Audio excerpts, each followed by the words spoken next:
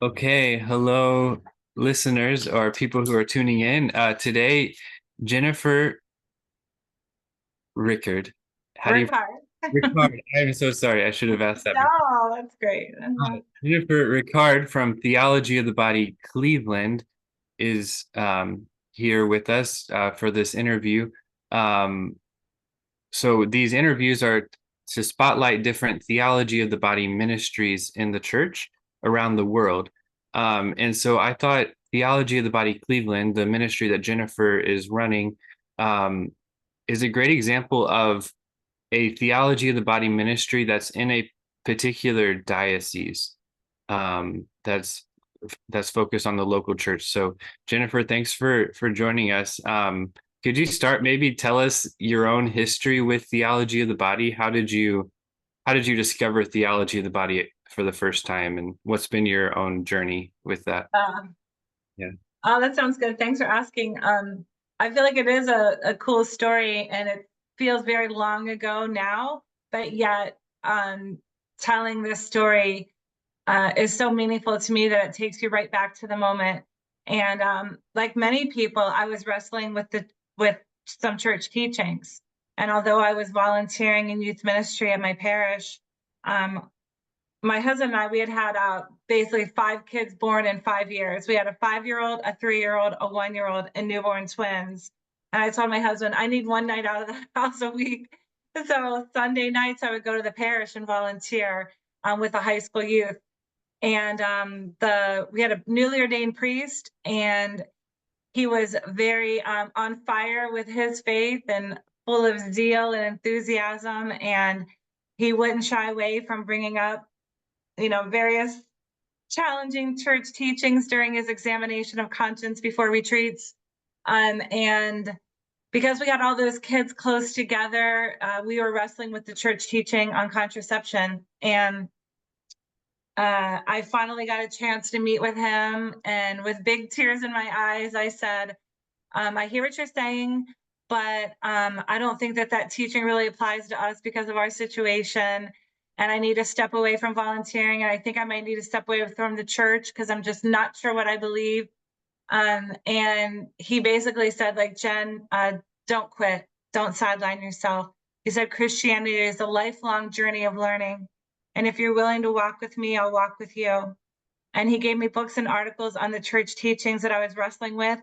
Again, I already mentioned the church teaching on contraception, but there was other ones like why are we only ordaining men, and what about the church teaching on divorce and annulments and sex before marriage? Like I had a long list. So he said, just walk with me. He invited me on this, journey, and it was amazing. As I started to study with him, I would read different articles that he gave me, and I'm like, okay, the church has a really good point here. I see what the church is saying. And then slowly over time, I think a whole year, I was like, okay, wait, maybe this 2,000-year-old church knows more than me. And with that moment, I decided to like kind of fall into the arms of our church and trust our church. And he gave me a scholarship to go to the Theology Body Institute. And so that was back in 2005. And by that point, there's a lot more to the story, but by that point, we had not only opened our hearts to the church and the teachings, but we actually prayerfully discerned to be open to another baby. So I was pregnant with our sixth child at the time. Yeah, so when I went to the Institute, it really, put me on a whole different course. And there's a lot more to that as well. But yeah, so that was the beginning. It really impacted my beliefs and kept me from leaving the church and set me on a whole different course for my life. Okay, awesome. Wow, it's really neat that you started the journey with the priest at your parish, and then you Yeah. went to the TOB Institute that course in 2005, which was at the very beginning of the Theology of the Body Institute when they just started not too long ago, I guess. Um, and so how did the journey from taking the course at the Theology of the Body Institute to now running a Theology of the Body ministry in your diocese, how did that journey go? Like what were the steps? Yeah. Yeah. it's hard to sum up years in a couple sentences, but basically, once I got home from the institute, I knew that I wanted to keep taking classes there. And so I went ahead and I did pursue the certification. So again, we had a big house full of kids. So I was very busy stay-at-home mom, but I was still volunteering in different ways in our parish. And I decided that when our youngest, went to kindergarten, that I would not only like fully pursue that certification from the institute, but I also got a master's in theology because I really did have this like place in my heart that I really wanted to share theology about it with as many people as possible. Because again, it impacted my life so much that I just had a deep desire to share with others. So I finished the certification and my master's in 2014. And I really did want right then to start some sort of nonprofit. Unfortunately, my husband lost his job at that year, and I knew that I needed to find a full-time job with benefits instead of trying to start a nonprofit. But in retrospect, I see God's hand in all of it because I got a full-time job at a parish, and everything I learned at that parish was necessary for me to have like the right skills to start a nonprofit. So I worked at a parish for a while, and then from 2014 till 2019, I slowly learned what I needed to learn, and again gathered the experience and the people around me that gave me the ability to incorporate in 2019. So yeah, it was not easy, but the Lord was definitely guiding us. At one point, I actually thought I might be within the structure of the diocese, and there was a person working there that seemed that was the way it was going to go. But then it kept not working out, and I finally met with my spiritual director who had directed my master's thesis. And he said to me, Jen, I think the Lord is directing us this way to go ahead and do the nonprofit. So gathered a board together, had a lawyer friend of mine that helped establish what we needed to do to create the 501c3. And so yeah, it was actually September 5th, 2019, which I found out later was super meaningful. It was the date of that very first TOB talk given, September 5th. And so Oh, this year's our 5-year anniversary, and we are celebrating it on September 5th. Um, and that first talk would have been 1979. So how many years later that would be like 40 years. yeah, 40 years. On Yeah. the 40th anniversary of the first talk is when we Wow. incorporated. Okay. Yeah. Wow, Yeah, I love dates because I don't know. I feel like that's one way the Lord allows a little nod that he like sees what's happening and he's with you in the journey. And, I mentioned our own struggle as a couple, with contraception or not, and then prayerfully deciding to open our hearts to another baby. And the cool thing is that, I already mentioned I was pregnant at that first TOB course. And so that baby was born October 22nd, 2005. And so when he was about 7 or 8 years old, they announced John Paul's feast day, and I like could not grab my phone fast enough. And I called my friend Father Damien, who had guided us towards the theology body. I said to him, "Why are they having John Paul's feast day on Tommy's birthday?" He's like, Jen, that's not why they picked it." So yeah, another little nod from the Lord that he just sees this journey. And so yeah, my son loves the idea that he's born on John Paul's feast day. He's 18 now. And it's just a cool little again, just a extra footnote to a story. But Yeah. in fact, our nonprofit approval through the IRS, I went out to my mailbox on October 22nd and pulled that out of the mailbox. So I don't know. I just think that I'm so grateful that we have this ministry going in Cleveland, and I do see a lot of fruit already. Mhm. Yeah. Well, that's really impressive that you were, a mom of how many kids already at the time that you were pursuing your certification and a master's degree. You're a full-time mom and also doing this education on the side, and you said working full-time at parishes, getting that experience that helped you then to be able to launch the nonprofit for Theology of the Body Cleveland. So it's amazing. Thanks for sharing your story and also the providential moments of dates and timing of how those things work out. And you can see maybe God smiling or a wink from the Lord in those little For things. sure. Um, and so, can I ask now about Theology of the Body Cleveland? Um, so it's a nonprofit, so it's not like tied to the diocese, but is your ministry mainly focused in the Diocese of Cleveland, or how does your ministry or projects, how do they look in your area? Yeah. So that was, one of the decisions we made when we incorporated, like, what did we want our scope and our mission field to be? And we decided that there were a lot of organizations out there already that were doing a lot of online support and that were creating curriculum for people that, and we knew that wasn't our like kind of niche or whatever. So we I knew that my gift was actually being face to face with people, sharing stories of my own journey and how I've come to know the theology of the body to be, good and true, but then also ways I've experienced it myself, and then the people I've journeyed with, how they've experienced it.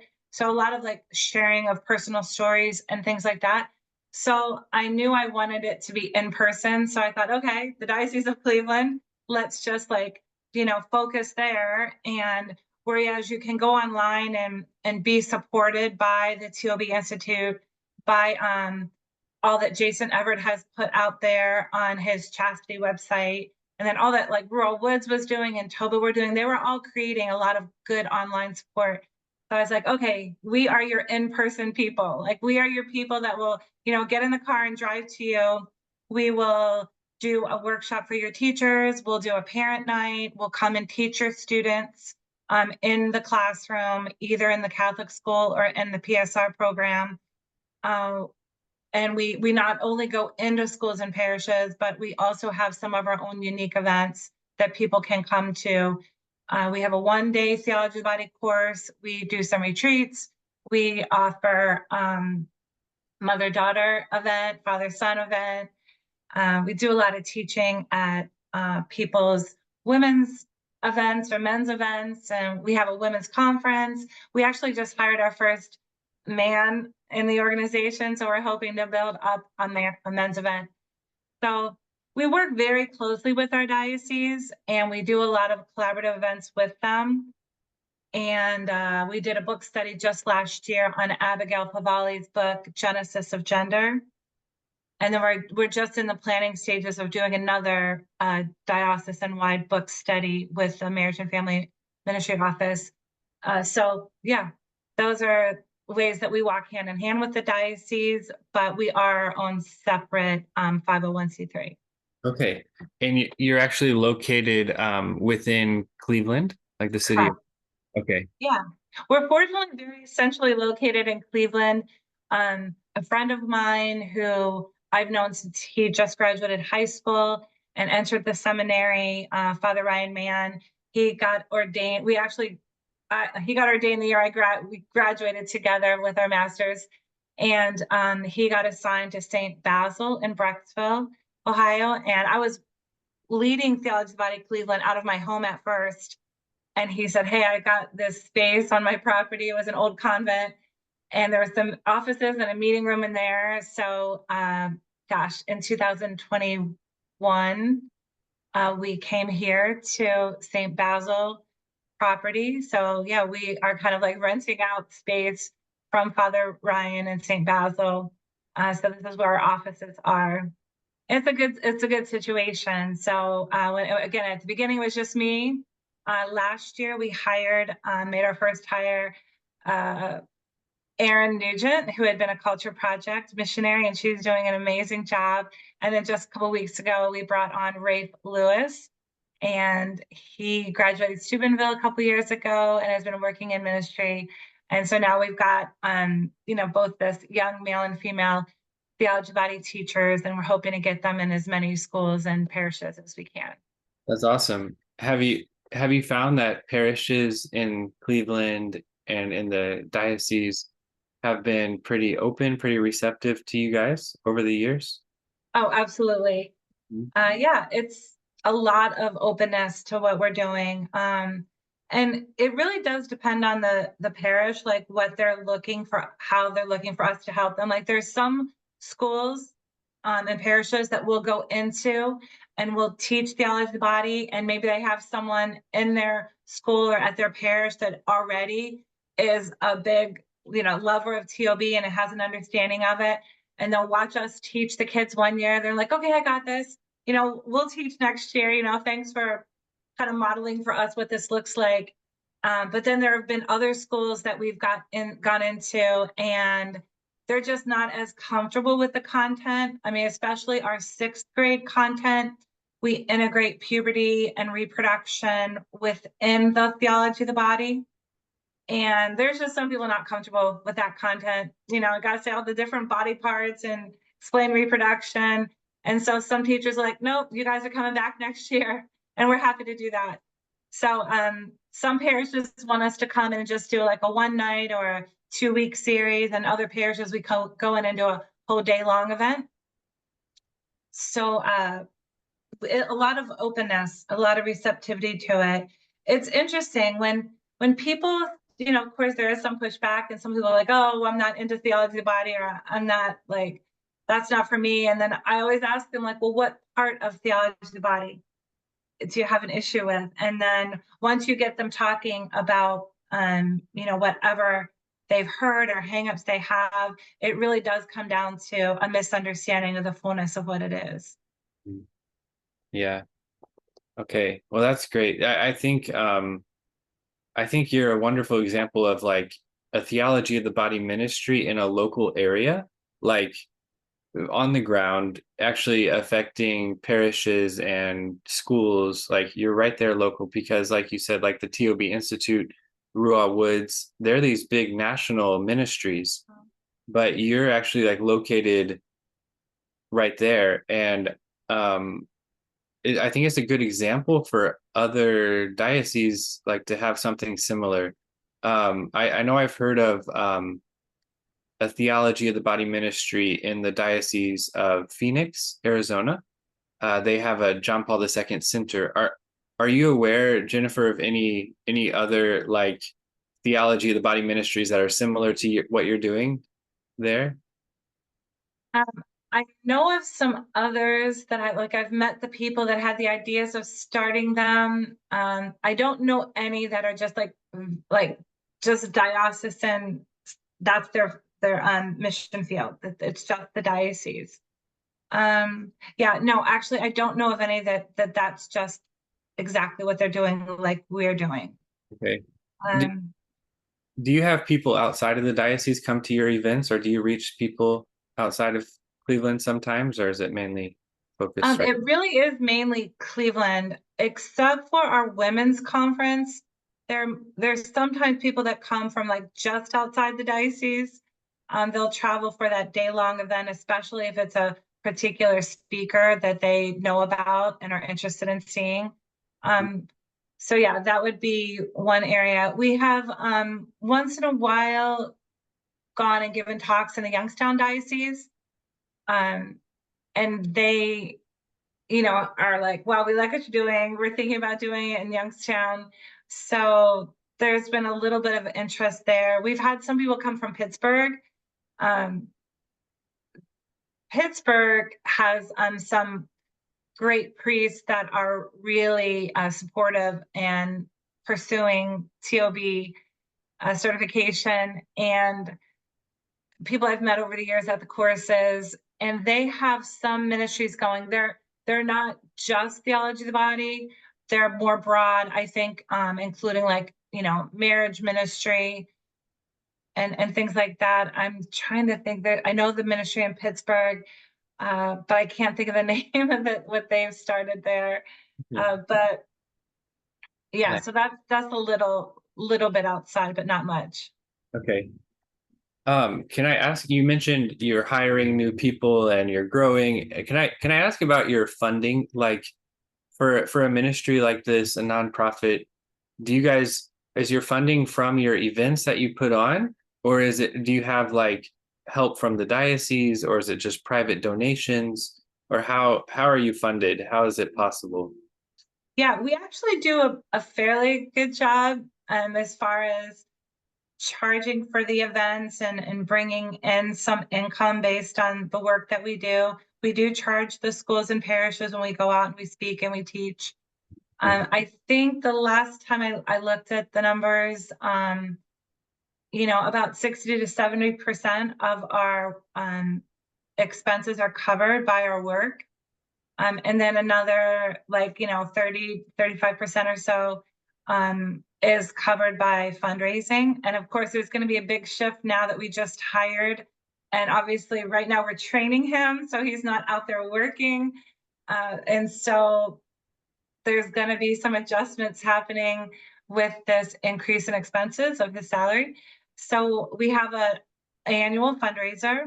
We call it our Night of Giving. And in fact, last year's fundraiser, we said, okay, everyone, if we can bring in $100,000, we're going to make a hire. And so we did. We had 100,000, and now Rafe is sitting here with us because of some very generous people. So we're very blessed in that we have a lot of really good supporters in the diocese. Yeah. So we have that annual event, which I already mentioned is going to be September 5th this year. We also have a fundraiser, which many people throughout the country are involved in, that We Give Catholic. We do that. That's that, what is that? That Tuesday after, that Giving Tuesday after Thanksgiving. That's where we do that in Cleveland. And so we bring in some support there.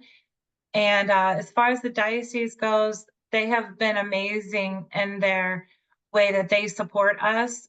They support us in a variety of ways. They offer scholarships to people that come to our events. They do some support to us in finding places for me and our other staff to speak and teach at. So they kind of open up opportunities for us in that way. And even some of the resources that they have available, like even some like printing of things and stuff like that, they have provided that for us. So it really, truly is a great relationship we have with the diocese, especially with Marriage and Family Ministry Office and the Catechetical Office and the superintendent. We feel really good about the relationship we have with them. But yeah, Okay. Oh, that's awesome. funding is challenging. It's an area that kind of makes me nervous. I feel the added pressure with having these two young people on board to be able to support them and build the business so that we can keep them employed. but we've had very generous people around us.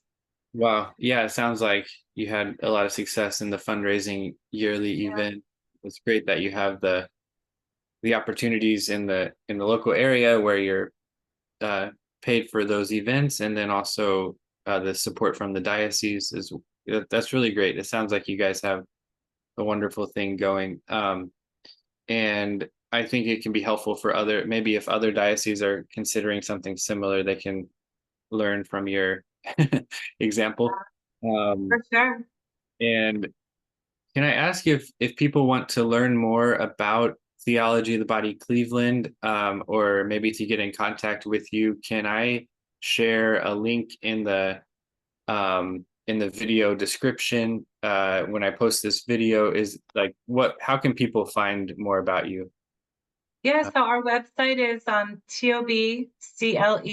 tobcle.org. And in fact, my coworker Erin is in the process of updating our website right now.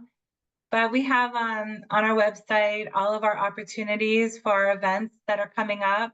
Right now, we have a group that's reading the actual Theology of the Body text, John Paul's original um, talks that he gave, which we were hoping to get like, I don't know, 10 to 15 people out, and we've got 40 people sign up for that. Wow. And it's been awesome. It's been really good for me to reread it and outline the text and answer people's questions and just watch people have their aha moments. Is such a blessing. We're also reading the book His Five Loves by Jason Everett. We're doing that in July. And yeah, we have our women's conference coming up in the fall. So all of our events are on the website.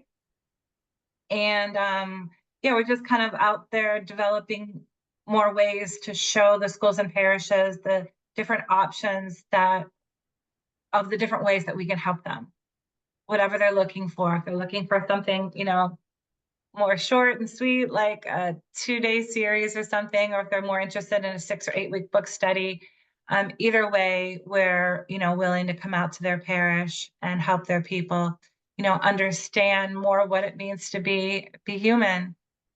And gosh, who would have thought that some of these things that were like becoming obstacles and roadblocks to the faith were just kind of more given things, a couple decades ago. So it's more important than ever, I think, that we understand this Christian anthropology, this gift that John Paul has given us. Awesome. Um, yeah, I think it's so important, and it's such a gift too that John Paul II gave us the theology of the body, right? After the 1960s, the sexual revolution, like when people were confused about the meaning of sexuality, then God always gives the grace when there's the darkest moment. God gives the grace. So I feel like theology of the body was a remedy, a healing, teaching us really what it means to be made in the image of God, male and female. And it's just such a rich teaching, and I think it's great that your ministry is able to share that with parishes, with schools, with people in the local area there in Cleveland. So thank you, Jennifer, for being with us, for sharing about Theology of the Body Cleveland. Is there anything else you want to share or say before we close about the Oh ministry? gosh. No, thanks for this opportunity. What a blessing to be able to share with more people, all of the people that follow you and listen to your ministry, to find out what we're doing here in Cleveland. If there's anyone out there interested in doing like a diocese-based TOB ministry, I'd be so happy to help them. I've learned so much. There's some days where I'm like, oh, if you'd asked me to do it again, would I do it? But overall, for sure. And, as in many ministry activities, the blessings far outweigh the challenges. And I'm so grateful for all of these experiences that I've had at TOBCLE. And, getting a new employee on board is a shot in the arm and has increased my enthusiasm again. So, yeah, I'd be so happy to share with somebody all the lessons that I've learned over the years and help them. If Lord places this call on their heart, I'd be there to help.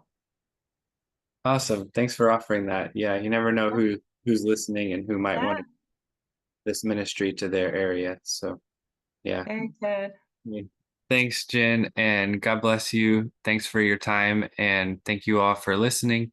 Uh, you can check out the other interviews and Theology of the Body ministries that we've spotlighted on the TOB Educators website and our YouTube channel. So thank you very much. God bless.